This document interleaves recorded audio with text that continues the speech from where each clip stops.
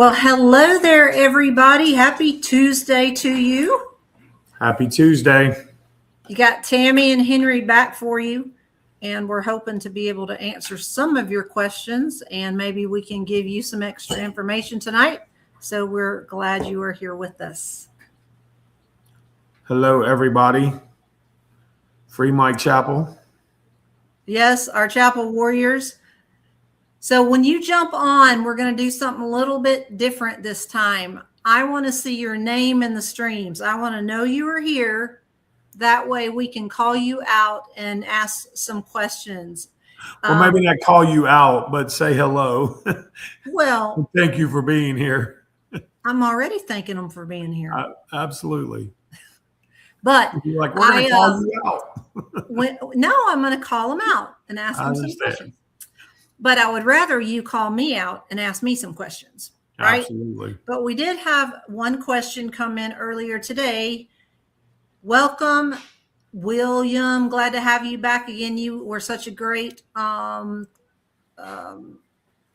last week. I mean, you carried us. You really did. Great question. Great addition. Good to see you, William. Yes. Thank you, sir. I'm going to go ahead and release one from Corey Scott. Let's talk about videos. Okay. Just in general, I believe the question was, we know there is a video of Mike's interview. Is there video of Rooster and Reddy at headquarters? So that's the good question. And what I can tell you is that I have not seen video of Rooster or Reddy the night of the Michael Chappell interrogation. That doesn't mean it never existed. It should have existed, but I've never seen it, and to my knowledge, it's not in the evidence files. So I would have to say no. What we do have is the video of Reddy's testimony and also Rooster's testimony, and we also have their statements. And in Mike's interrogation, you have John Laddie repeatedly saying, Reddy said you weren't even there. You weren't even at the firehouse. And, they called Mike a liar for a good, couple of hours. You weren't there. You were not at the firehouse. And Mike is like, he's mistaken. I was right there beside him. Ask the fireman. That's where I was. That's who I was with. That's what I did. And about, I don't know, halfway through the interview, Laddie leaves the room and comes back in a little later and says, well, Mike, turns out you were right. Reddy was mistaken. You were at the firehouse. But now Reddy says you left at 9:30, so we're going to move our timeline to 9:30. Rooster that very night and prior to those interrogations had told both Captain Davis and Chief or Under Chief at that point, Under Chief White, who later became Chief White, but told Carl White and Captain Davis that Mike was there until around 10 o'clock. And I believe it was his statement to Captain Davis. He said, we were all there till around 10 o'clock. Mike left about 20 minutes before I did. And when I left, I went next door to call my wife. That phone call took place at 10:17. So if you back up 20 minutes, that would be 9:57. The dispatch call happened at 9:56 p.m. So Rooster's original statement has Mike leaving immediately after the dispatch call. And so we do have that. We do have those records, and we do have the video of their testimony, which was very different than their original statements. Of course, Reddy's statement changed 2 or 3 times, and you'll hear a lot about that in a Thin Blue Crime. We'll get into that, but we do have those. We do have the videos of their later testimony. But since we're talking about videos, I also wanted to point out I have information that there was a camera on the back of the building of the Northside Precinct that would have been a camera that was essentially watching the back parking lot. And so where is that video? Because that video should have told GCPD exactly who left in the spare car whenever whomever last took the spare car out of the parking lot of the Northside Precinct. And it would also indicate who brought the spare car back. So where is that video? I also have information. I can't definitively prove that this is true, but I have information that there was also cameras and footage at the American Inn. And so what happened to all of that video? We also know that Steve Mitchell was recorded on a surveillance camera talking to a store clerk and playing for the store clerk a tape of GCPD brass, in Steve Mitchell's words and in the words of the person who wrote the affidavit, of GCPD brass talking about the setup of Michael Chappell. And we know that that video existed, and we know that GCPD confiscated that video. We don't know what happened to it after that. So there is a lot of video that should exist, but to my knowledge does not exist. So that's where we're at on videos. Good question, Corey. Thank you, sir. You know, it's amazing to me. I had said from the get-go when I got involved with this that I was just completely naive. I was one of the, I grew up in this town, you know, and part of Gwinnett. Well, to think that all of this stuff could just happen and then somebody go to prison. But we're talking about there's evidence, it's right there. And so if something were to happen to me and I could say, but they were sitting right next to me, he could tell you who's sitting right next to me, you know, and this person and this person and this person, they can all corroborate my story. Well, and you know, can that's have so many things. And yet I am still going to be punished because someone's going to hide the evidence or destroy the evidence, or they're going to ignore it altogether and make up their own story. Yeah.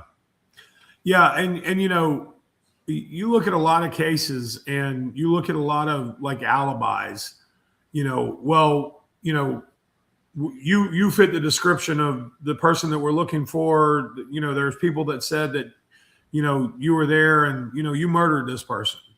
Well, no, I was here in my own home watching TV with my wife. The wife said, yep, he's there with me. Okay, he's alibied.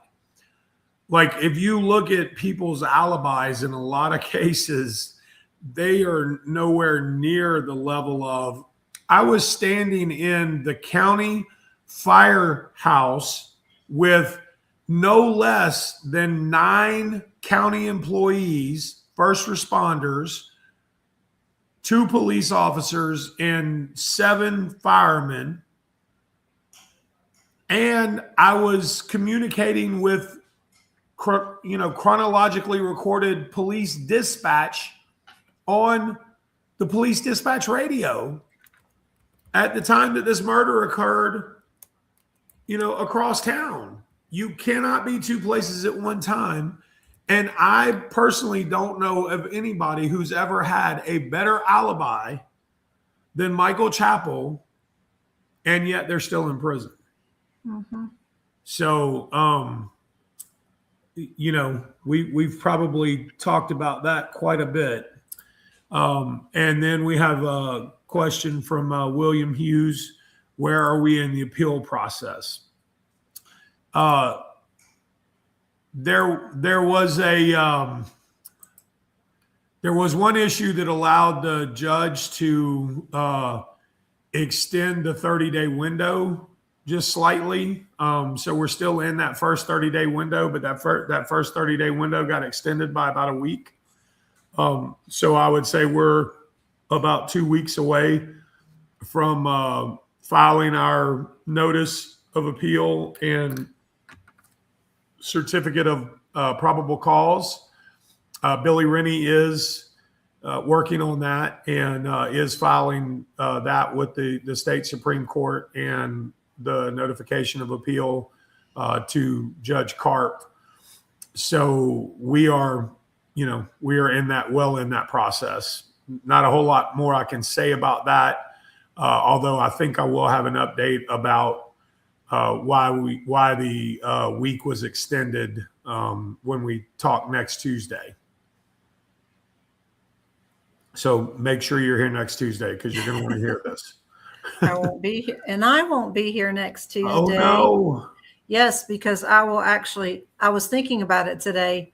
I will actually be, don't hate me, I'll be landing in Hawaii right about the time y'all are doing your live. I'm auditioning for co-host. So if you want to fill Tammy's slot next week as my co-host while she's sunning on the beach in Hawaii. I'm going to see my Navy corpsman that I haven't seen since he left in December. So I didn't say you didn't have a good excuse. I just said you were going to be sunning on the beach in Hawaii. So that sounds fabulous. Enjoy that. We will miss you while we're away. Thank you. If someone wants to join me next week, yes, feel free to apply. Send me a direct message. We'll do it. We'll audition. So do you have any other questions? I do have something I want to. Okay, go ahead. I don't have any questions coming. That looks an awful lot like an Ashley Chappell joining us. Hey, Ashley Chappell. Hello there. So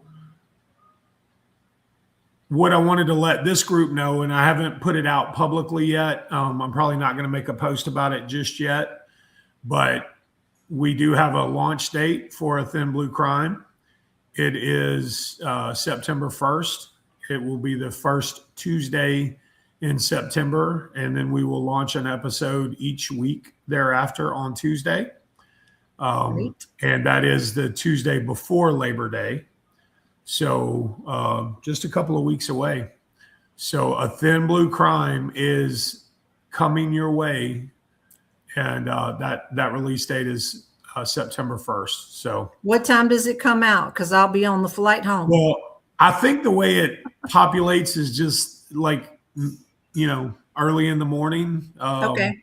I don't have a definitive time for that yet, but I think if you're logging on first thing in the morning, it should be there that Tuesday. Okay. Awesome.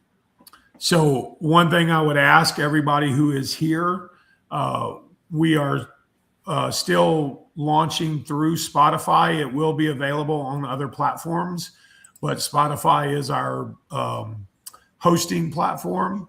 And so if you have not yet followed A Thin Blue Crime on Spotify, there's link in the Michael Chappell is Innocent page, and you can find it simply on Spotify, A Thin Blue Crime by Henry Ball. And if you would follow us, I would greatly appreciate it, so we can get our follower count up as we prepare to launch. So please do that. And hey, back to you, Ashley. So that was Thank you. Have fun. Yes. Thank you very much. That was my big announcement. Any more questions, guys?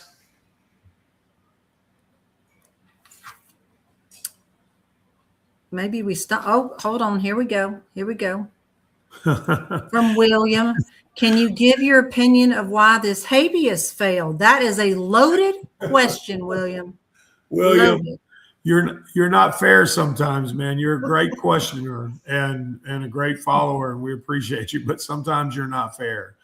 Why did this habeas fail? Because our system failed, because our system is flawed. Motel. I totally understand that, but it's not the eyewitness that placed her at the motel first. It was Jack Burnett, the lead detective. It's in his handwritten notes. Mhm. So it's from the official record that she was at the No-Tell Motel. And then, he says, well, it's not credible that he would follow the police. Yeah, except that the lady working at the front desk said, and I saw the guy in the little car follow the police when they left the parking lot. So again, there's corroboration for his story. And then there's the forensics experts that said, yeah, she died outside the car, or she was shot outside the car and placed inside the car. Oh, and by the way, all that blood spatter on Mike's raincoat never existed. Never happened. And we're just like, well, they weren't there. They weren't at the scene. So there can never be another cold case in the history of the world, by the way. That Judge Karp has ended cold cases. Right. Because if you did not examine the crime scene, you cannot have an opinion. So, that was the state of Georgia's chief medical examiner for 25 years cannot have an opinion because he wasn't in Beaufort on April 15th, 1993. Completely ignorant statement from the judge, by the way, that's, asterisk by his name now for those that are in the know. And for those pathologists, what does that say to them? Like, who are you?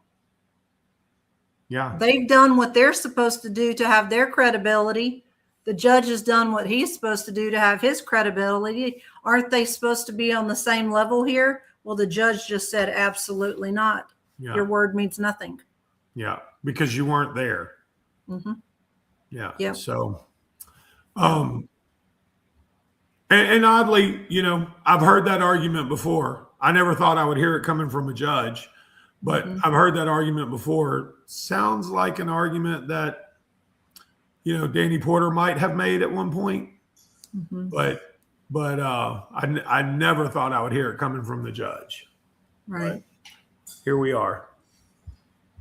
So, but Ashley said, and I think this was to the question of why the habeas failed. She said, depends on who you ask. And, maybe Ashley will have to be our sit-in for Tammy next week, and we'll ask her. But that's certainly my opinion. It's that our justice system is very flawed. And yes. So here's one. I said I would call some people out and ask you a question. And just, write it back to me if you don't mind, Ashley. And if you ignore me, then I'll know that you don't feel comfortable answering it. But are you talking with your uncle?